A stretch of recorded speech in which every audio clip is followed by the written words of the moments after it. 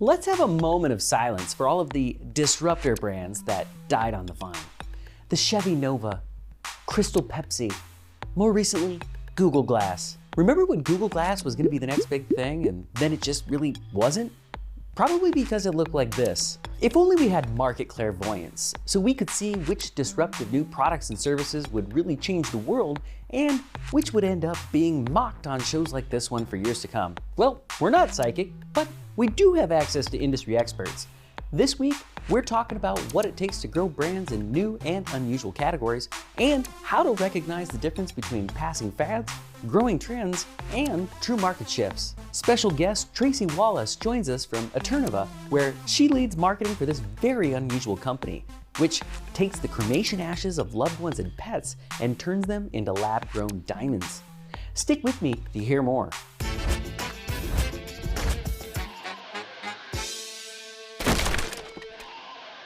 Welcome to Marketing is Broken, the weekly series where when we die, our ashes will be turned into gleaming jewels that will make it impossible to forget us. Boy, that escalated quickly. We all dream of launching and growing a brand that changes the world, but when you've got a genuinely great idea and a proven market, how do you make sure you end up with an Oculus Rift and not the Nintendo Real Boy? One way is to make sure you consider how your product will fit into your market's day-to-day life and their future, especially if you tend to get the Scooby-Doo reaction from potential customers. A July article by Enrique Dans in Forbes takes a look at the evolution of the self-driving car industry. With more than 10 major car manufacturers investing significantly in autonomous driving, he wonders, are we moving from cars as possession to cars as a service? Dans goes even further, predicting that 1. A shift to as-needed self-driving electric cars could help us head off our impending environmental doom. 2.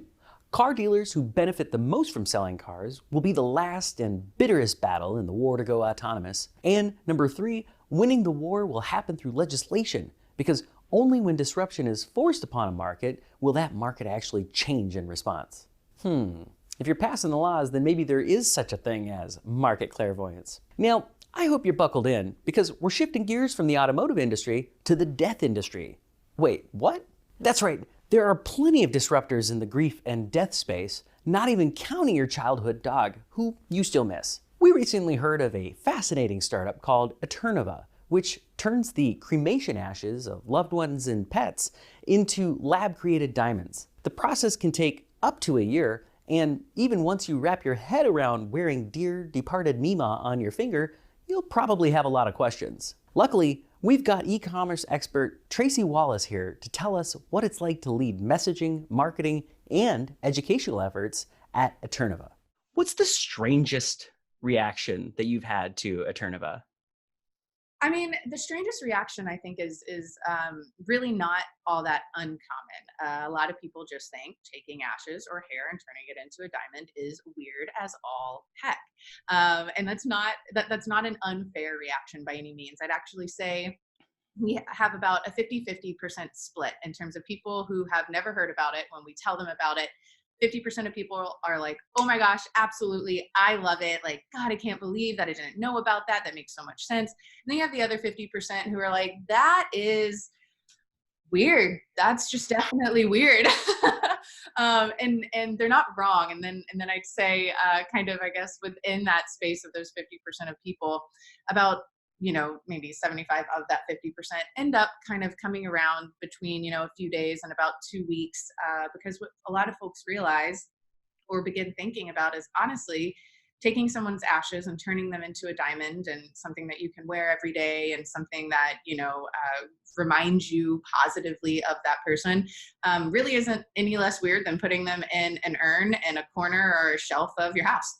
It's not much weirder than that. But then of course there's still that other, 25% of that 50% who are like, no, this is just weird and I don't like it. And honestly, that's the way it should be. If there weren't naysayers within any industry, it would just be not a normal right industry. So so the weirdest reaction is people are like, that is weird, that is gross. Sure.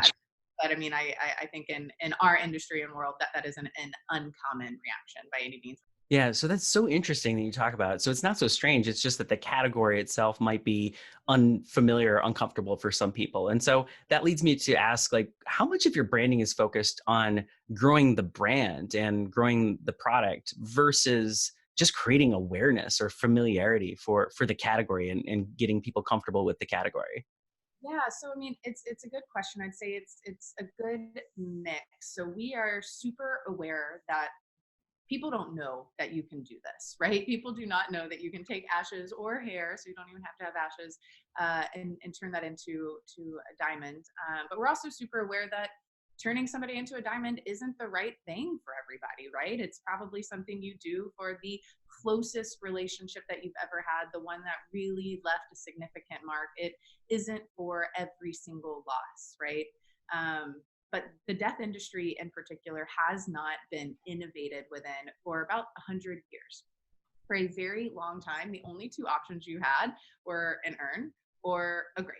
Right. And that was it. Now you are seeing kind of this influx of a lot of options happening, and a Turnova is just one of them. So turning ashes into diamonds is only one of those options. A lot of people like the idea of, planting trees, so putting ashes into what are called bio urns. You can put ashes into like coral reefs these days and help like coral reefs thrive. Like there's so much cool stuff, and that's the point, right? Every single one of us is so different. The relationship we have with the people that we love is so different. In a best case world and scenario, you can choose the memorial option that best reminds you of the person that you love, that best honors the life that they led, and makes you feel as much at peace as possible with the situation. Yeah, absolutely. So I think now that we're more comfortable talking about a new or a kind of a strange or a not so common category, and we're looking at it as marketers, how can we spot the differences between fads, trends, and like a complete market shift when it comes to disruption and innovation? Because you said, in the death and dying industry, there hasn't been a lot of innovation for close to 100 years. And so as these new things are cropping up, like what's a fad, what's a trend, and what's a whole market shift? How do we see Yeah, I mean that's a really that? good question, and I think fads and shifts are difficult to point out at the very beginning or to know the difference between. I will say that I very very much firmly believe that this movement and this innovation within the death industry is not just a trend, right? I think it's something that is a true monumental shift. Millennials who have been kind of breaking the mold at every single step along the way, as Gen Z will do after them. But millennials are getting to a point where people very very close to them are passing, and millennials have over the course of the past decade or so.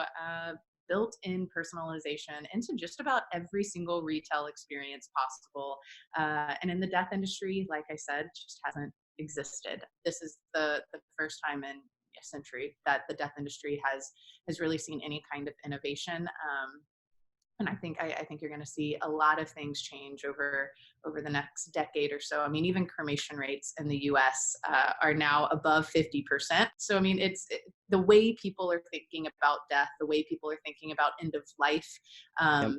A lot of this is even tied to the self-care industry, right? Where you Yep. see a lot more people concerned about their health, getting physically active, really coming back from, I guess, in like really thinking a lot about work-life balance and how not to get anxious and all of those things. And when you really continue that line of thinking all the way through, the way that your life ends is also really, really important, as well as so is the way that you grieve. Yeah. Yeah. Anyway, I mean, some really great thoughts for disruption there around a fascinating category. So, Tracey Wallace, thank you so much for your time. of course, yeah. Thank you so much. It's so great to be here. What's the strangest product or service you've ever had to lend your marketing expertise to? Did you find luck with conventional marketing tactics, or did you have to get creative?